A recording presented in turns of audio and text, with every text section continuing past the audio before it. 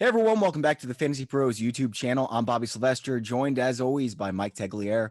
We're on Twitter at Bobby Fantasy Pro and at Mike Tagliere NFL. How's it going, Tags? I'm just here so I don't get fined. Yeah, that's right. He is sexy Marshawn Lynch. I'm a sexy cat, obviously. So we're going to talk about waiver wire pickups today. We do have some trade news to talk about first, though, and the implications of that. Tags, Golden Tate. I don't know if everyone heard this. Golden Tate was just traded. Tell them where they went. I'm just here so I don't get fined. I'm gonna lose this mask in a second. It's getting hot, Bobby. Yeah, go ahead and take it off now, man. All right. I'll hold the fort down. So Demaryius Thomas was traded to the Houston Texans. Now, Tags, obviously, we had Kiki QT. I had him as my number one pickup. You had him as your number three pickup. Demaryius Thomas, obviously, is going to be the number two there. QT is still going to be involved. He's a top five pickup as far as I'm aware, as far as I'm concerned. But to me, this means that Courtland Sutton moves up as my number one waiver wire pickup. Are you with me? Yeah, Courtland Sutton quickly becomes like I mean it's tough between him and Jack Doyle. Like if you've been streaming tight ends, I think prefer Jack Doyle, but Courtland Sutton's going to be like an every week wide receiver 3, if not better. He's been seeing a lot of air yards. Like I'm trying to figure out how they're going to distribute the targets like with all this stuff happening, because Sutton was already seeing an increase in targets. Demaryius Thomas was already seeing a decrease. We don't know if Deshaun Hamilton is going to slide into the slot, what this means for Emmanuel Sanders. So there's a lot of question marks with it, but Courtland Sutton is definitely, he's definitely number one or number two. Yep. So Golden Tate dealt to the Philadelphia Eagles, and I know our content manager is going to be very excited. And all of a sudden, he's going to consider Golden Tate to be the greatest fantasy football receiver ever. That's absolutely going to happen. I'm really curious as to see what this means for like Nelson Aguilar. So I pulled up, so literally right before the show, the news broke. So I tried to get some stats together for you guys. Over the last 2 years, Nelson Aguilar in the slot has caught 80 of 112 passes for 959 yards, which is 8.6 yards per target, and 9 touchdowns. Again, 9 touchdowns on 112 targets. On his 44 perimeter targets, he's only caught 23 of them for 183 yards and no touchdowns, which is just 4.2 yards per target. So he's been so much better in the slot. He's actually been really struggling when he plays in the perimeter, which is what he was doing earlier in his career. So I think Nelson Aguilar, this is kind of like them saying that we don't think you're the player that, we may have thought you were last year. And I'm really curious to see what this means for Nelson Aguilar. So is Nelson Aguilar someone you would drop at this point? Because I don't really see him getting that much run. I mean, I think he's still streamable for 3-4 starts a year, but at this point, I don't see any reason to roster him. Yeah, I mean, you could make the case where he's definitely droppable. I might put him in a trade, like trade him away just to see if there's anything that you can get out there. But most likely, people are going to read between the tea leaves here and say, well, with Alshon Jeffrey and Golden Tate, it's very rare to see 3 wide receivers on a team have fantasy relevance. And if they do have 3 fantasy wide receivers that are relevant, you have to basically eliminate the tight end, which Zach Ertz and Dallas Goedert are not going to be eliminated. So yeah, I think Nelson Aguilar is technically droppable. I just saw somebody post in the comment section, Jeremy dropped Courtland Sutton for a kicker last week. I just want to make him feel a little bit better. I dropped Marlon Mack the other week for a defense so that I could hang on to Jacksonville's defense like an idiot. And then Marlon Mack is all of a sudden just a stud. Oh yeah, Marlon Mack was like, he was a good ad weeks ago. It was like the chance to have a number one running back for a team with Andrew Luck at the helm was like, it was like, come on, like you got to hang on to this guy. So sorry to hear that, man. Yep. All right, guys. Okay, let's see. So we've got obviously more trades are going to be on the way. We're going to cover that. I'm not sure if it'll be like a one-time episode where we just talk about it for 15 minutes or whatever, or if we'll just cover it tomorrow when we do start sit podcast. If you guys don't listen to that, by the way, it's the Fantasy Pros Football Podcast. You can find it on Google Podcasts. Tags, let's count down our top 15 waiver wire pickups. I want to start with Malcolm Brown. A lot of people probably don't know this name, but he's the direct backup to Todd Gurley. I thought it was going to be John Kelly, who's the better running back, but it's been Malcolm Brown. I think he would be in a great situation. What do you think about him long-term? Yeah, I think they would mix in John Kelly. John Kelly's been inactive. Malcolm Brown has been the clear-cut backup to Todd Gurley, so we can only imagine that would be the case, if something were to happen to Gurley. And he'd be a league winner because, you look at this Rams offense and in the light fronts that Todd Gurley faces, when Malcolm Brown comes in, he looks pretty strong too. Like he's obviously got little tread on his tires. He's been a backup his entire career. So, I mean, Malcolm Brown definitely is someone that should be owned that could potentially be a league winner. Like you have to think of it this way. If something happened to Todd Gurley, how much would people spend on their free agent acquisition budget to acquire someone like Malcolm Brown? It would be all of it. So why not have him at the very end of your roster if you could afford to do so, and then have a potential league winner just sitting there? rather than carrying someone like Nelson Aguilar or D.D. Westbrook, Dante Moncrief, something like that. I would much rather use that roster spot for Malcolm Brown or the next guy on our list, Spencer Ware, who I think is the better backup running back.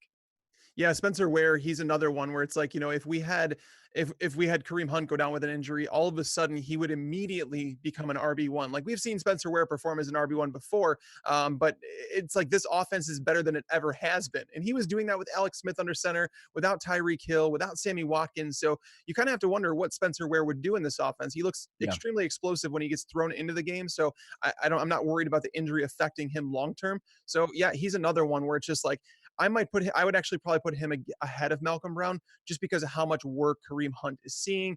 Todd Gurley has shown the ability to stand up to a giant workload over his career. So I'm not too worried. And who knows if Brown would? Maybe it would be a 50-50 split with John Kelly. Yeah, for sure. He would be active at that point. Or maybe they would just let Kelly surpass him. Maybe they're keeping him for just in case.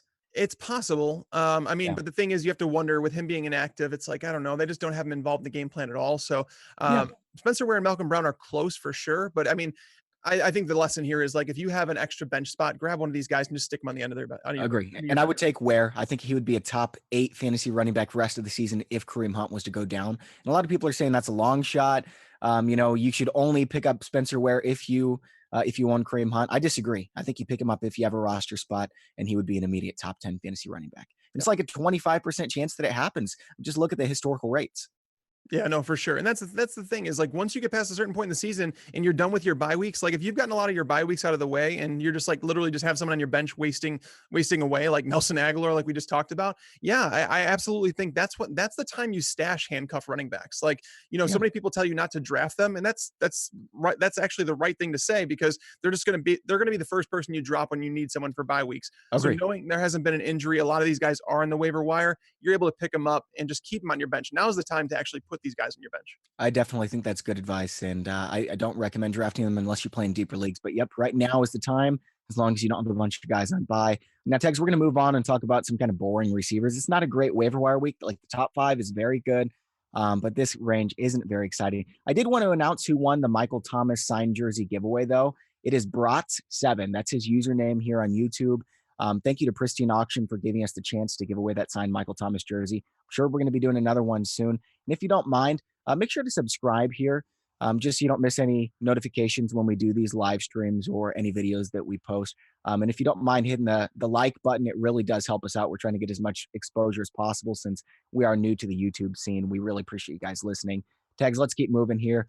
We've got a wide receiver, Willie Snead, who I don't really think is ownable other than just a stream if you need somebody during bye weeks. That's exactly how I feel. It's like he's one of those guys that on your bench, like if you're not going to use him like in a week like this, if you're done with bye weeks and stuff like that, Willie Snead's droppable. He's not going to win you a fantasy football league. That's not going to happen with Willie Snead. So you might as well take someone with some upside to him. But again, there's 6 teams on bye week this week. There's probably going to be a lot of people looking for a wide receiver. Willie Snead he has a decent matchup on paper this week. He's totaled at least 10.4 PPR points in all but 2 games this year. So he has given you a solid floor in PPR formats. Again, he's not exciting. Joe Flacco doesn't throw a whole lot of touchdowns. But again, if you're looking for someone with a decent floor going up against the Steelers, I don't hate playing Willie Snead this week. Now, the next player is a lot different than Snead because he's not a floor play. I mean, you can't really rely on Marquez Valdez-Scantling. But with that said, if Randall Cobb, Geronimo Allison, especially Devontae Adams was to go down, we'd be looking at an every week start as far as I'm concerned. Yeah, no, definitely. That's like, so I was looking at the snap counts like right before the show, actually. Devontae Adams played 40 snaps, Valdez-Scantling played 31, Geronimo Allison played 30, and Randall Cobb played 24. So it's a really big timeshare here. This could have been, Geronimo Allison coming off the multi-week injury. They didn't want to throw him back into the fire right away. It could be Valdez-Scantling has done so much that they wanted to promote him. It could be Randall Cobb. There's so many different combinations here. So I don't want to overreact to one week and say that Geronimo Allison's like, you just drop him and you pick up Valdez-Scantling. But Valdez-Scantling is a better pickup to me than Willie Snead, because if you need someone for a 1 week option, I mean, you could toss him in your lineup and see what happens. But he's like, maybe you get a 40-yard touchdown again. Exactly. But he could be the guy that actually is a potential league winner, as like someone that, you were able to grab off the waiver wire. And if he becomes the number 2 receiver for Aaron Rodgers, obviously we know that has value.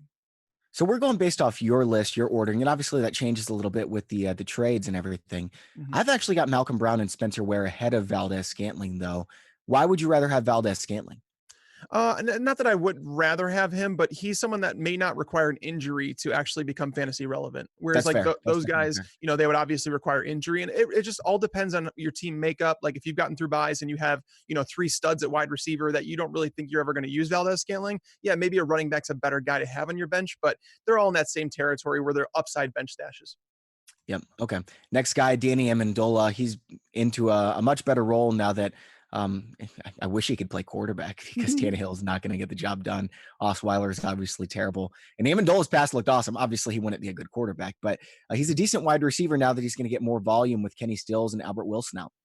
Yeah, no, he's a good play this week against the Jets. I mean, like Kenny Stills is dealing with a groin injury. We don't know if he's going to return. Kenny Stills has the highest average depth of target in the NFL right now. So it's like to think like you're going to put him on the field with a soft tissue injury doesn't make much sense. Brock Yeah. Osweiler hasn't targeted him a whole bunch. You have Devontae Parker, who's probably going to be matched up with Trumaine Johnson, who's probably going to come back this week. So he's going to see a mix of Trumaine Johnson and Morris Claiborne, who have been pretty solid in coverage overall. But Buster Screen, the slot cornerback for the Jets, has been like legitimately the slot against the Jets has been a nonstop like giving. Like it's like trick or treat. Everybody just go and get your fantasy points against them. Sure. So yeah, I think Danny Amendola, you look at his targets ever since Osweiler's taken over. I think he's seen 23 or 24 targets over the last 3 weeks. So he's going to deliver you a high floor. I would rather play him over someone like Willie Snead this week. So, Tags, we're going to get to a bunch of questions after we get through this list, but I see a lot of people asking right now about Le'Veon Bell. And before I forgot about that, I wanted to see what your take is. What do we do with him? Uh, I mean, hope and pray. I don't know what else you could do with Le'Veon Bell right now. It's very disappointing to say the least because we don't feel any better about him going, even if he does return to the team next week, even if that does happen. Why would How he are we not? supposed- Do how you are we actually think supposed it's possible he wouldn't return? He just sits out the No. whole season? No, because basically, like from what I understand, I'm not like into all the legal things when it comes to the collective bargaining agreement and all that stuff. But as far as what I understand is that he has to show up in week 10. Otherwise, he basically forfeits free agency. And then something. Whoa. That's basically why his agent was saying that Le'Veon could hold out till week 10.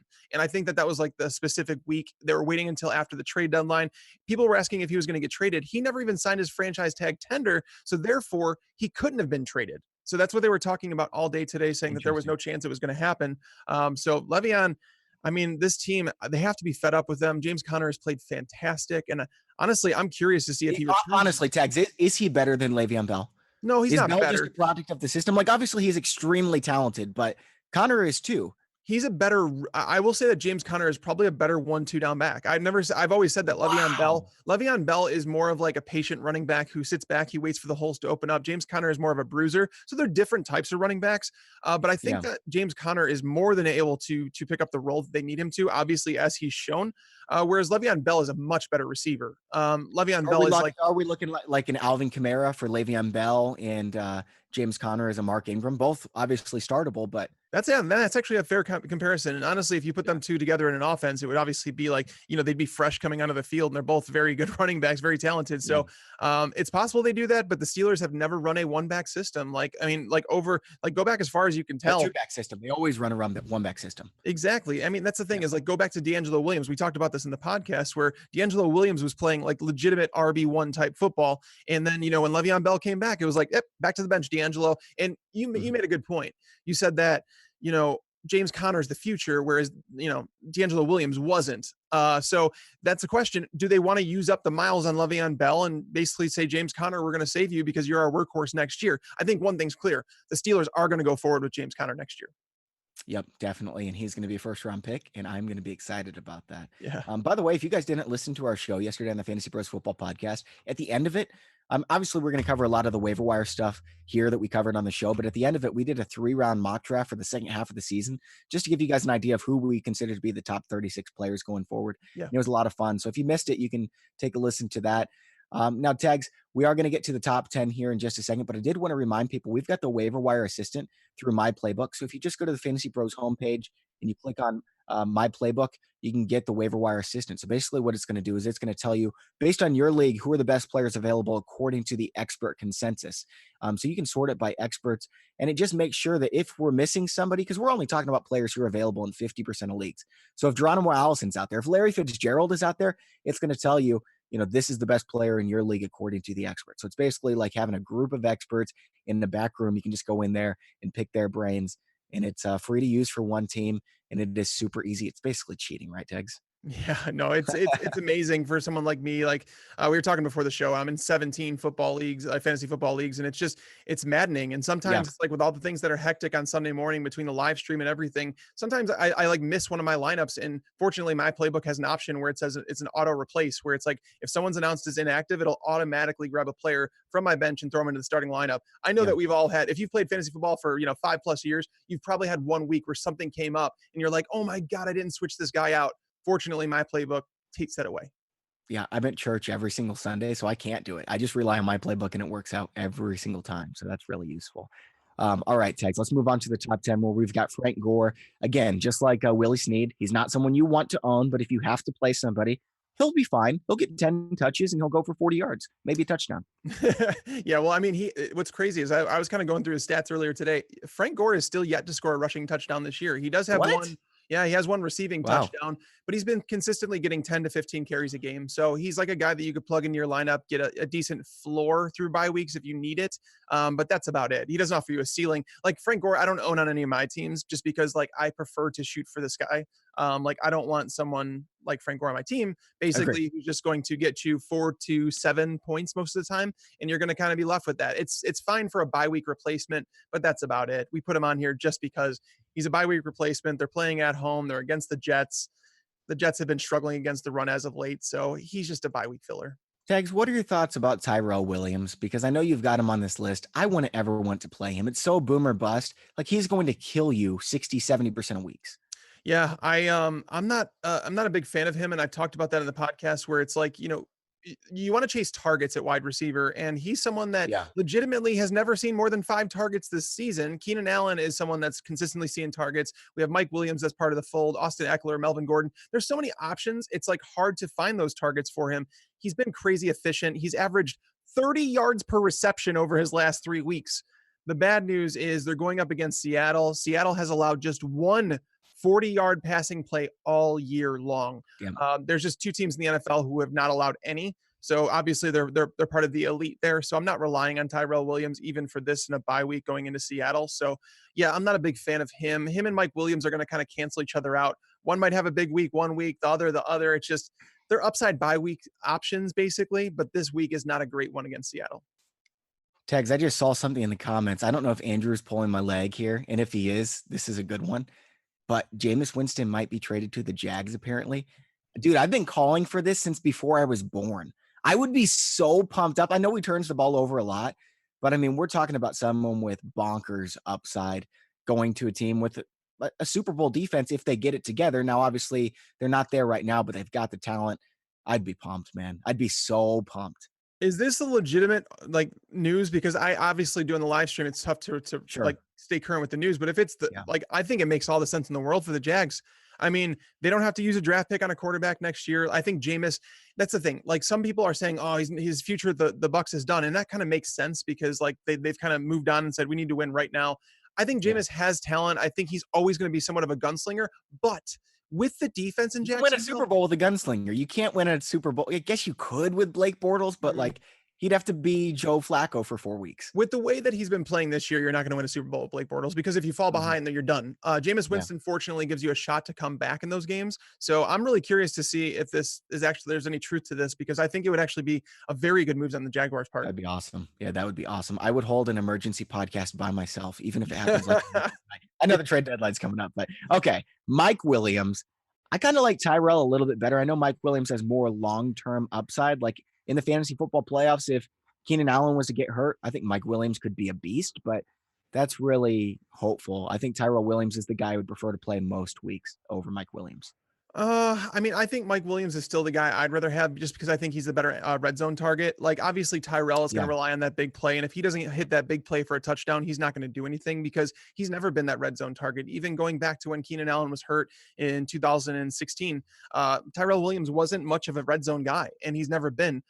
So I don't think I just don't want to rely on that big play week over week. Again, that's fine for a bye week option. Whereas Mike Williams, if something were to happen to Keenan Allen, if something were to happen to Antonio Gates, like all these players, like these guys that perform a lot in the red zone, or Melvin Gordon, who might, by the way, might not play again this week.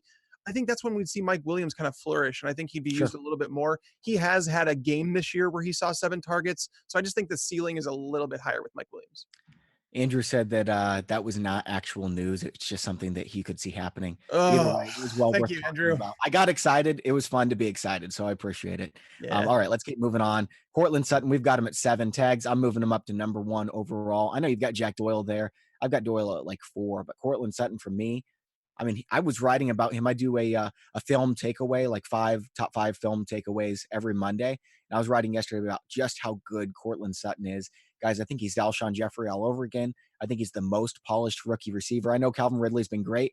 If Sutton had as many targets in as good of an offense, I think Sutton would be better. He's extremely long. He's got good athleticism. He goes up and gets the ball. Tags, I see you shaking your head. You don't believe it, but No, Cortland I Sutton, do. The reason that I'm like hesitant to like be all in on Cortland Sutton is because Case Keenum has just not been very good this year. He yeah, has been seeing Sutton's been seeing a bigger role as the weeks have gone on too. Like he's been seeing consistently 4 to 6 targets. But obviously with Demaryius gone, I want to say he averaged just under 6 targets per game. That's going to clear up some opportunities for sure. I mean, Emmanuel Sanders, I'm just curious to what it means for the offense. Does Emmanuel Sanders have to go back and play on the perimeter? Because Deshaun Hamilton was known as a slot receiver coming out of the draft. I don't know what they're doing here. I mean, I'm trying to figure out how they're going to do it. We do know that Cortland Hamilton's going to play. He's good.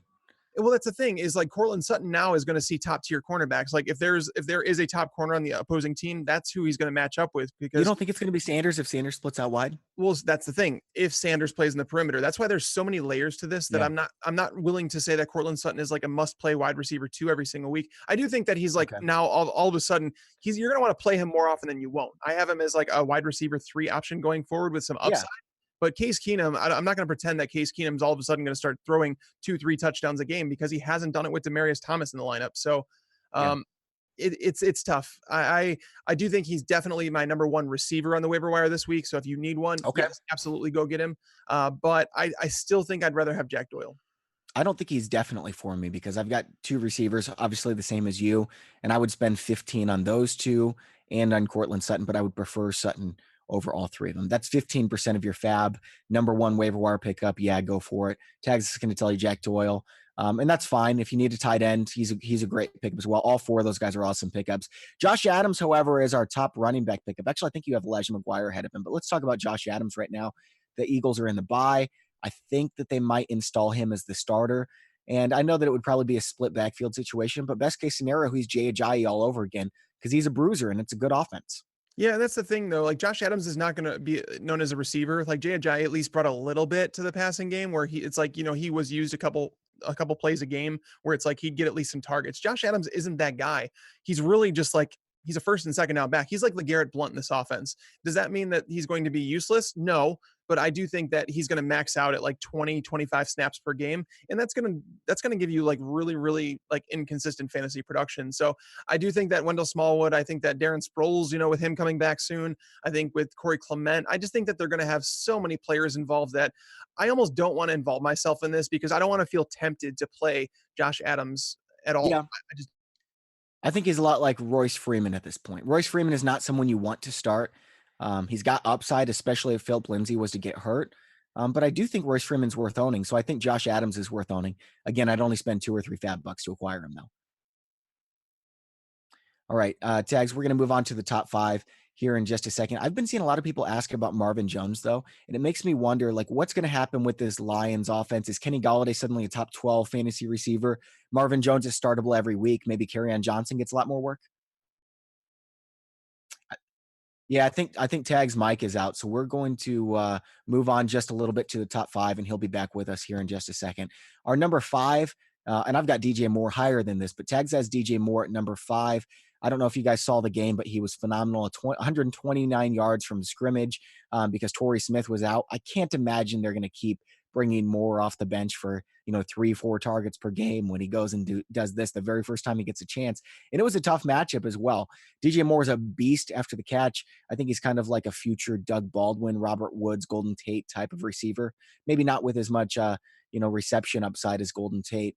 or as much overall talent as Doug Baldwin. But Robert Woods, I think, is a good comp, and it's not a great offense because of Cam Newton. But DJ Moore, I think, has some upside the rest of the season. Tags, you back with us? What do you think? Hopefully. Yeah, Yeah, as long as you can hear yeah. me. I can. Yeah, you're good. All right. So DJ Moore is someone that I recommended picking up 2 weeks ago because, like, you saw his snap counts rising, and he never got above 50%. But he was someone that they were designing plays for him. He was like making yards after the catch. He's second in the NFL in yards after the catch. So if they get the ball in his hands, it's working.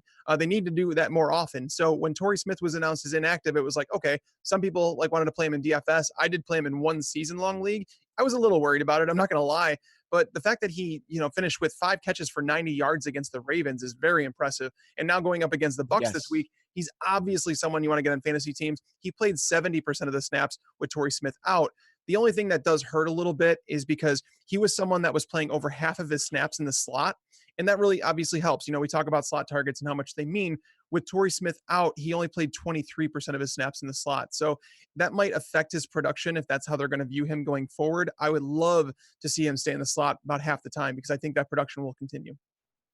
Tags, the Panthers have such an interesting team because they've got like 4 guys who are good runners. Yeah. They've got Christian McCaffrey, obviously Cam Newton, Curtis Samuel, and DJ Moore too. He's getting carries. Yeah, no, and then like Devin Funchess is obviously the red zone guy that you could just kind of toss it up to, and he's actually Devin Funchess has played really well. So I mean, that team can go places if Cam Newton continues to play the way he is, because Cam Newton, career high in accuracy, like his completion percentage is up like a long ways. He's playing better football this year, so like I'll give Cam credit where credit is due.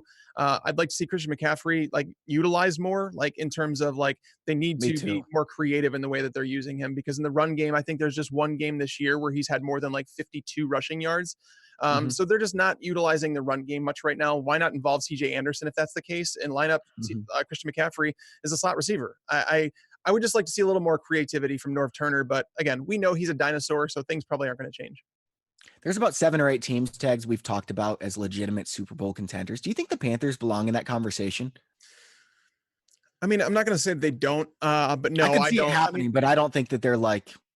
Yeah, I think they're a playoff team, but I do not think that they are a Super Bowl contender, just because like their defense isn't that good. Their secondary it's mediocre at best. Mhm. I just don't think that there's I any. can't see them beating the Rams. I can't see them beating the That's Patriots. the, Yeah. the Saints. Yeah, like the teams that Yeah. are in the NFC is so Vikings. tough right now, and their division Yeah. particularly is really tough. So yeah, I unfortunately don't see the Panthers making like a Super Bowl run or anything like that, but they're a solid team. All right. Number 4, Elijah McGuire. He's your number 1 running back. I've got him number 2. Now, this is somebody who could come in and replace Bilal Powell, maybe even better. I mean, you remember in the preseason, he was the number 1 running back for the Jets. At least he looked like it. And it seemed like the Jets were going to start him.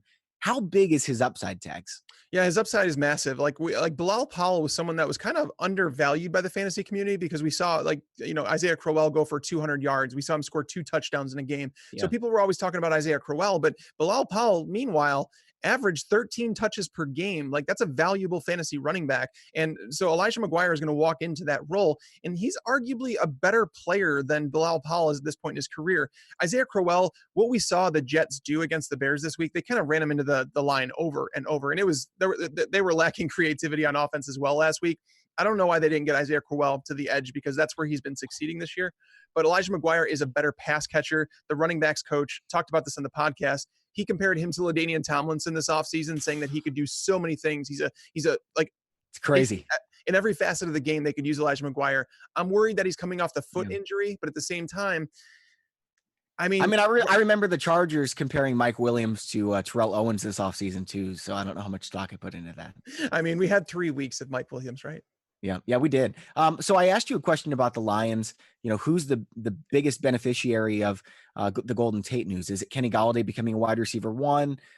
Is it Marvin Jones being a must start every week? Is it Kerryon Johnson, maybe a mix of the 3?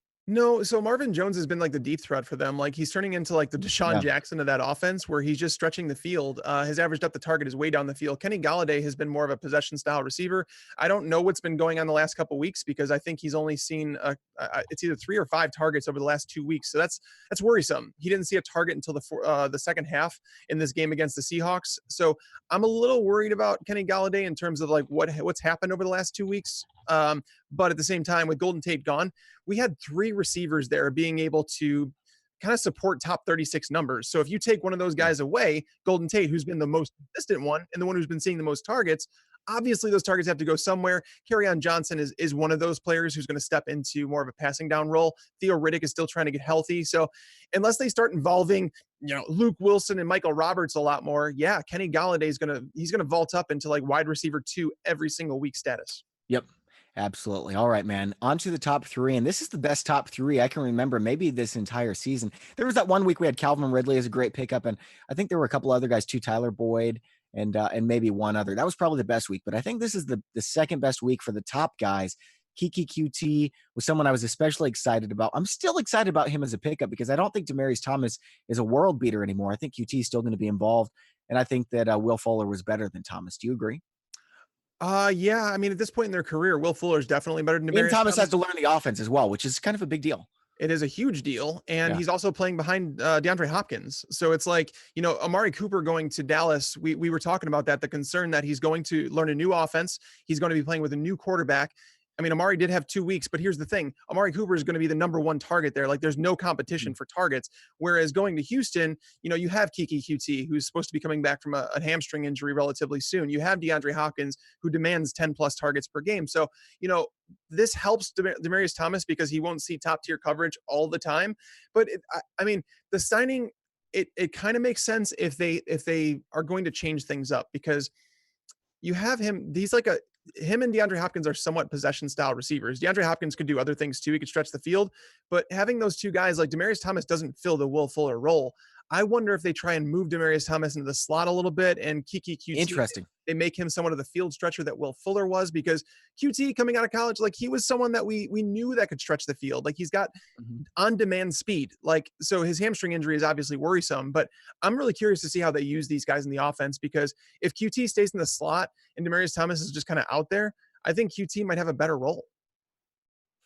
Somebody doesn't think Amari Cooper is going to be the number 1 target in Dallas. I guess they think it's still going to be Cole Beasley or something, but Cooper is a freak of nature, man. I know a lot of people want to fight us over that, but that's fine. Well, time will tell. We will see. Somebody asked about Dez Bryant. I think that's a good question. Is there any value here? Like, is some team going to pick him up? And if they do, can he even get it together by the end of the season? Nope. I don't think so either. I would just ignore him. Yep, I've given up on him. I don't think that he's going to play football this year. I don't know if he's ever going to play football again. And worry about the guys that are actually on football boxing or something or professional wrestling. I don't remember one of those. Yeah, it was boxing. He's been taking some like boxing lessons. But he's staying in shape. That's good for him. But I don't know if we ever see him on a football field again. I got a trivia question for you, Tags. Okay. Mm-hmm. So Pat Mahomes, everyone knows he's been the number 1 quarterback this year in fantasy points per game. Who are number 2 and number 3? I want to see your best guesses here. In points per game? Points per game, yeah. Oh, points per game. Ryan Fitzpatrick's there. He's number 4. Really? Yeah, man. I was surprised. Well, he didn't play the second half that one game, and he didn't play the first half in this recent game. Otherwise, he would be. But number 2. Mitch Trubisky's number 5. These two names surprised me. That's why I wanted to ask you. I want to know. Matt Ryan is number 2 so far. Yeah, that makes sense. And Cam Newton, who I thought was kind of a disappointment. Like, yeah, he's playing fine, but he's still piling up the stats, man. Number 3 fantasy quarterback. I should have known about Matt Ryan. That makes all the sense in the world. I'm kind of shocked about Cam Newton being there. Yeah, man. I am kind of shocked about that. Matt Ryan, ever since after the week 1 game against Philly, like he's been tearing it up. Yeah. Tom Brady, by the way, is all the way down at like number 16. Yikes. Yeah. Okay. Number 2 pickup, Devontae Parker. I've also got him number 2 now behind Cortland Sutton. I know a lot of people have been burned by Devontae Parker, but it hasn't been because he's not good, guys. It's because he gets hurt. Every time he's been healthy, he gets the job done. I know he hasn't had a lot of touchdowns, but this is a good receiver. Now he's the number 1 on an offense that doesn't have any wide receivers. Kenny Stills, when he comes back, who knows if he'll be 100%. We're talking about Devontae Parker and Danny Amendola. Jakeem Grant. It's Parker, guys. Yeah, he's the only one that could play that role. Like the thing is, you have Jakeem Grant, you mentioned 5'6". You have Danny Amendola, who I think is 5'8", 5'9". And then you have Kenny Stills, he's kind of like the field stretcher for the offense. And I mean, Brock Osweiler showed the willingness to target Devontae Parker in their first game together. 9 targets, 134 yards. By the way, that was Parker's first game like being involved in the offense, and he posted the second best game by a Dolphins wide receiver this year in terms of yardage with 134. So yeah, Parker, I pulled up some stats. There's been 30 games in his career where he has seen 4 or more targets. That's not asking for a lot. 4 or more targets in those games he averages 64 yards and a touchdown every third game. That adds up to about 12 and a half PPR points per game.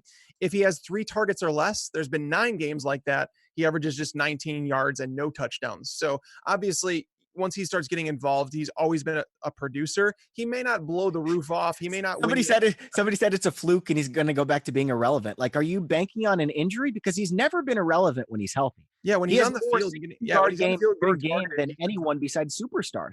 Like Yeah. only 8 guys have done better than that.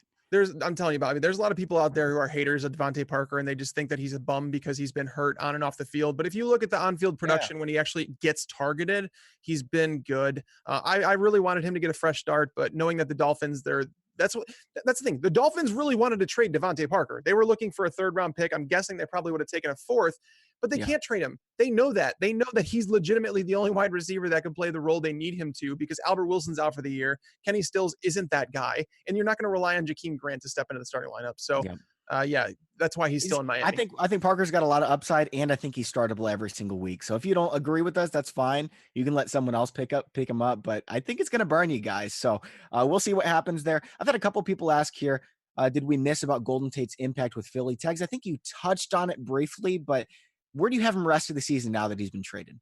I haven't adjusted my rest of season rankings because that legitimately just happened before we just started recording. So I haven't done that. But I mean, if you were to say, I think it hurts his value, to be honest with you, because it's like you have Alshon Jeffrey there. You have Zach Ertz playing over the middle of the field, which is where Golden Tate does a lot of his damage.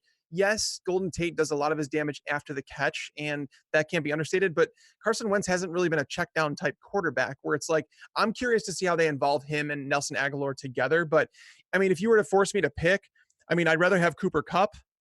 If you were to say John Brown or Golden Tate, I think that's like the area that I'd start considering Tate.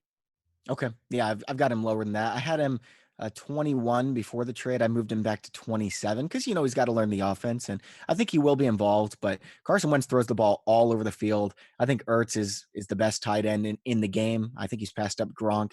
Kelsey's right there as well. But Alshon, like Tag said, this is the best version we've ever seen of him. So I don't think Tate has that much value. He's going to be really useful to the Eagles, but fantasy-wise, I mean, if you can trade someone who's more excited about his situation, trade him to someone who's more excited about his situation now, I would go ahead and pull the trigger. Yeah, that's fair. Yep. All right. Number 1 is Jack Doyle for you. I mentioned I've got him down at 4. I still think he's a great pickup, though. He did play 70% of the snaps, even with Ebron on the field. So where do you have him rest of the season? Like, is he a top 8 fantasy tight end? Yeah, I definitely put him right back in there. Like, he's a must start. You look at the tight end position and it's like, there's not very many must starts. I mean, you have Travis Kelce, you have Zach Ertz. Some people could say Rob Gronkowski and Jimmy Graham don't even belong in that conversation anymore. And I wouldn't disagree with them. I mean, I still feel the need to play those guys, but I mean, outside of that, George Kittle's an every week play. But outside of that, you have Trey Burton, David Njoku, OJ Howard. These guys are fine plays, but Jack Doyle has been a guy that's produced anytime he's been asked to play, he's done well. And Andrew Luck is throwing the ball as good as he ever has in his career. They have a run game. The offensive line is starting to come together. There's so many things to look forward to with this Colts. Tags, your mic is out now. So I'm going to just close on Jack Doyle. I think that he's a phenomenal pickup. You don't get a tight end like this, but maybe once or twice a season. So if you need a tight end, pick him up. If you've already got a tight end, you might be panicking about David Njoku. I would not pick up a second tight end. I would not drop David Njoku. I think he's a top 5 or 6 fantasy tight end the rest of the season ahead of Jack Doyle. I do think Ebron's still going to be involved, but you can go ahead and drop him now. It's very clear that Jack Doyle is the tight end going forward. Tags, let's move on over and take some Q&A. Is your mic back? I hope so. Yep, your mic is back. We're ready to roll. So let's move on over. If you want to leave questions, we're going to be taking waiver wire questions here. We do a start sit show. I do it on Thursdays by myself, so you can ask your start sit questions there. Rankings will change quite a bit in the next 2 days, so I would prefer not to answer those early in the week. You don't need to make the decision yet. Rankings will be available. Again, you can follow Tags and I at Bobby Fantasy Pro and at Mike Taglier NFL. We post our rankings. Tags posts his primer. It'll give you all the information you need. But for now, we're talking waiver wire pickups. So let's see here. Drop Demaryius Thomas, Traquan Smith, or Michael Crabtree for Sutton. Man, I guess it has to be Traquan Smith. Yeah, I agree. Yeah, we've talked about the fact that, Michael Thomas is the number one there. They're not going to throw a whole lot with that run game the way it is. Their defense has played a little bit better. They did add Eli Apple to the secondary. Maybe that'll take some time to adjust. But unfortunately, I think Traquan's the subtraction there. He does have upside, but he's not as safe as those guys. Yep. All right, let's move on. Let's get this next question here. Graham face Doyle face Howard. Who are you taking? I'm guessing this is rest of the season. Graham, Doyle, Howard. I mean, I'd probably have it. Wow, that's really tough. Those are all in the same exact territory for me. I mean, it's tough not to say that Doyle is not the number one of those guys. I might go Doyle, Howard, and Graham. Graham has only connected on one touchdown with Aaron Rodgers this year. They obviously have Valdez-Scantling. They have Allison. They have Cobb back healthy. There's just so many wide receivers here. And Jimmy Graham just hasn't been able to get on the same page with Rodgers, like when it comes to where it matters for him in the red zone. He had a good matchup against the Rams, and he kind of blew it. I know that technically was like a touchdown that was reversed, but that was his only catch-all game. So, I think I'd probably go Doyle as number one over those guys. Yeah. What about Geronimo Allison? I saw somebody asked a question. Geronimo Allison, if he was a waiver wire pickup, would you take him over all these guys? Cortland Sutton, Devontae Parker, Kiki QT? I would take Allison over Kiki QT. I'd take him first out of those guys. I'd rather have Sutton right now, because the thing is like, man, we don't know if Valdez-Scantling has worked his way into the offense, where Allison's not going to be like the locked in as Allison's still the number two, even if Scantling's there, right?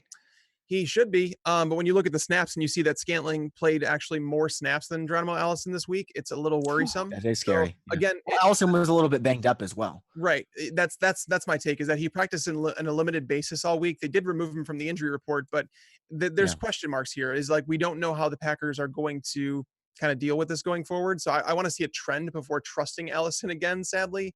But yeah, I would say Sutton's the number one there for sure, though. All right. Chris Godwin or Cortland Sutton?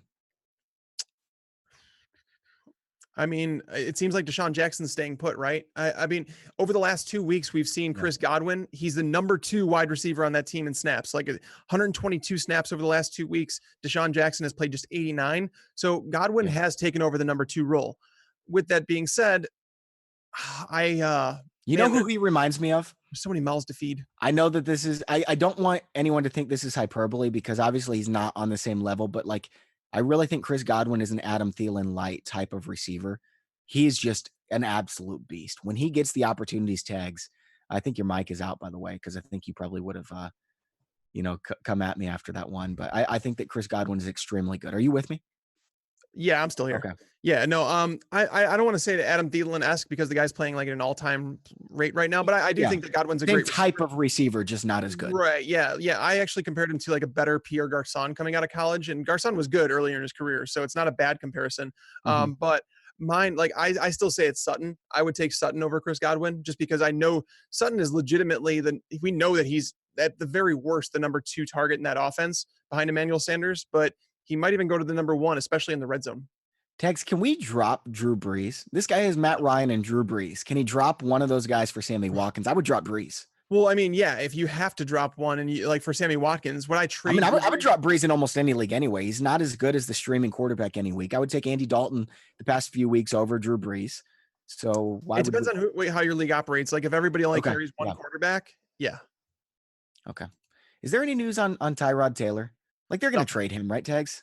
I don't know. I keep hitting refresh because I think he's going to get traded. I can't imagine the Browns would hang on to him. We're closing in on the trade deadline, and I haven't heard much about him. It would have made sense, because he was only on a 1-year deal anyways. So it would have made sense, but I haven't seen anything yet.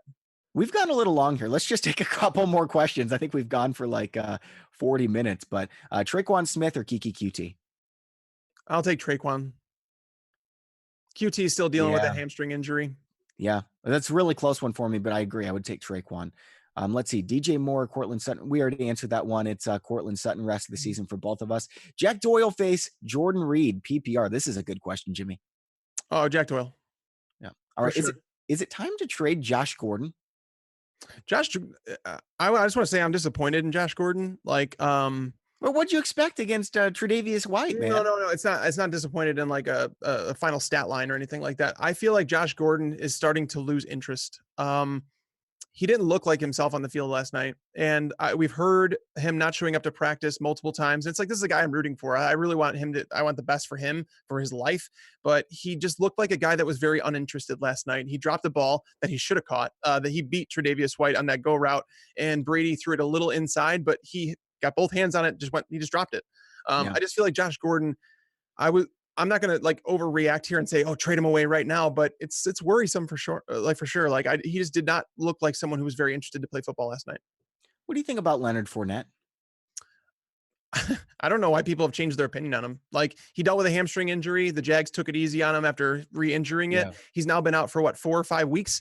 He is fine. He's coming back 100%. They have no concerns about him after this bye week. Why trade a 5th round pick for Carlos Hyde then? No, because it's a 5th round pick and it's insurance, because they were a team that felt like they were going to make the playoffs regardless, and they're just protecting their investment. I mean, they're not going to make the playoffs, man. They're going to have to play great football because they're not making the playoffs. You're absolutely right, but that's the thing. I think when they made that trade, they felt like they were going to make the playoffs because they've lost their last 2 games. They were 3-3 at that point. Houston was 3-3. Now Houston is obviously 2 games up on them, but I feel like it was cheap insurance. I don't think a 5th round pick is anything to write home about. So it was very cheap in terms of like what they gave to get Carlos Hyde. Again, I think he was strictly insurance. Leonard Fournette, I view as a top 10 running back the rest of the season. Wow. Okay. Yeah, I don't quite am that high, but I would not trade him at this point. I think that you are going to have a good one on your hands in the fantasy football playoffs going forward. Tags, 2 more questions. This one from Chad. How much fab would you spend on Ryan Fitzpatrick? $1. $1? I mean, do you think he's even worth picking up? Is he a top 12 rest of the season quarterback? I mean, right now he is. Like, that's the thing, is like, you're not really. I don't think so. I mean, like, I think a lot of people are wondering this, which is why I'm talking about for like this week. I'm not going to say that for the rest of the year, because I don't think he has a stronghold on this job. I think that the first time he screws up, they're going to go back to Winston. That's the thing, is like, I believe so stupid. Yeah, you can't trust anybody. Like, just fire Cutter now if he's going to play the game like this. Yeah, he's a streaming quarterback is what he is, and I would stream him this week. I think he's a decent play this week against Carolina. All right, last question, Tags. Better rest of the season, OJ Howard or David Njoku? That's tough. Yeah. I'll go. I've got them 1 spot apart. I've got Howard a little bit higher. I have Njoku at 8, Howard at 9, so I have them 1 spot apart. I'll take Njoku, but it's close. Somebody said that they won 80 in the Millie Maker thanks to the optimizer. The optimizer is awesome, by the way. Nice. If you guys haven't seen that, our developers do an awesome job building all these tools, but they designed an algorithm that makes it so it pulls in the optimal lineup based on the consensus projections from all around the web, and it's great information. I use it every week to help build my lineup. So we've got a lot of cool tools on there, but one of the best is the Waiver Wire Assistant, which I mentioned earlier. You can plug in your team to My Playbook. It takes about 5 seconds to do. It's free to upload one team. And basically, you've got a team of experts advising you with every single decision, including who to pick up in your week, who to pick up in your league, who to drop. And also want to say congrats to Brat7 for winning the signed Michael Thomas jersey. I'm sure we'll have another one in the future. So thank you, everyone, for watching. That's all we have for today. I've got the Start Sit show coming up on Thursdays, so make sure to hit the subscribe button. And if you don't mind, hit the like button as well. Thanks for watching and enjoy your football.